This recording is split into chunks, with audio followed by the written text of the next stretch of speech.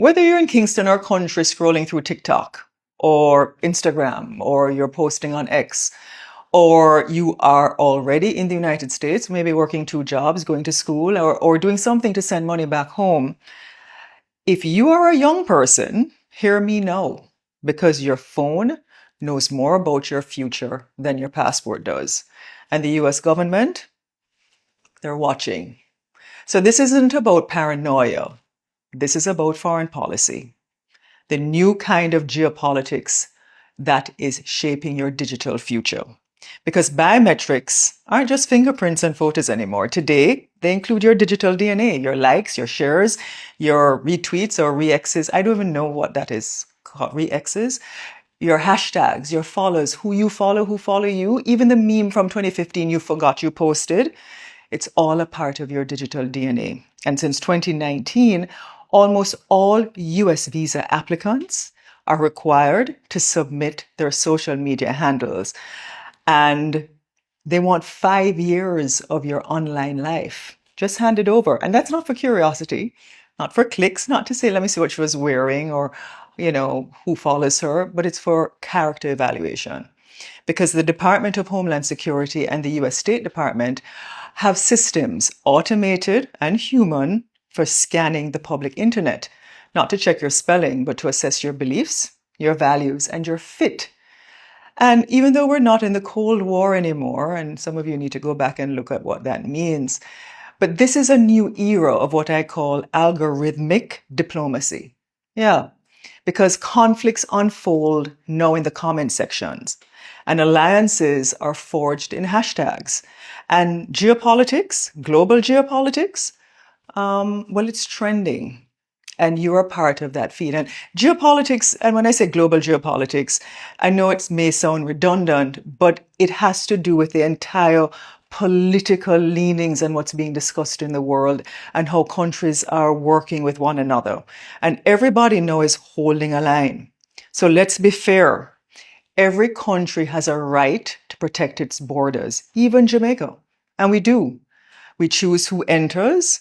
We choose what to ask them. Does this person reflect our values? Do they understand our story? And other countries do too. And whether you like it or not, your digital self speaks even before you open your mouth at immigration, before you get to the embassy. When you submit that application, already there's a domino effect before you even get to that window to speak to somebody.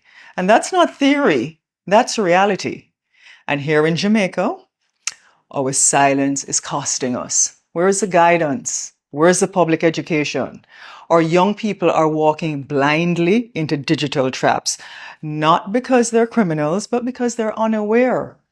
Or influencers, or the influencers are not talking about it either. So one retweet, one sarcastic post, one Instagram story that crosses a wrong line that you may have thought was funny and you shared because it was shared many times. And your dream of a visa, a scholarship, a job, or just being a tourist is denied. Not because you were wrong, but because you were flagged. Truthfully. So let that sink in. Because you need to understand that your online voice can become your immigration verdict. And at the end of the day, you have to ask yourself, what are you going to do? What are you going to do? So, this is not a call to silence. We need to wake up. We need to get smart. We need to stop pretending that social media is private. We need to stop encouraging young people to speak their truth without preparing them for how that truth will be received or what that consequence is. And we need to teach digital strategy, not just digital freedom. So, as I said, I don't want you to be silent. I want you to be wise.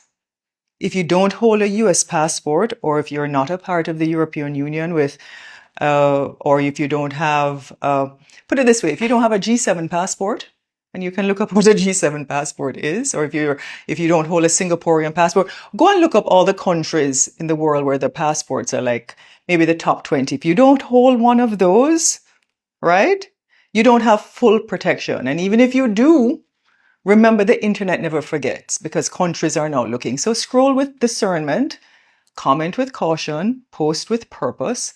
Because today, social media is a part of foreign affairs and foreign policy. It's a part of immigration policy. It's a part of national security. So the choice is yours. Choose wisely.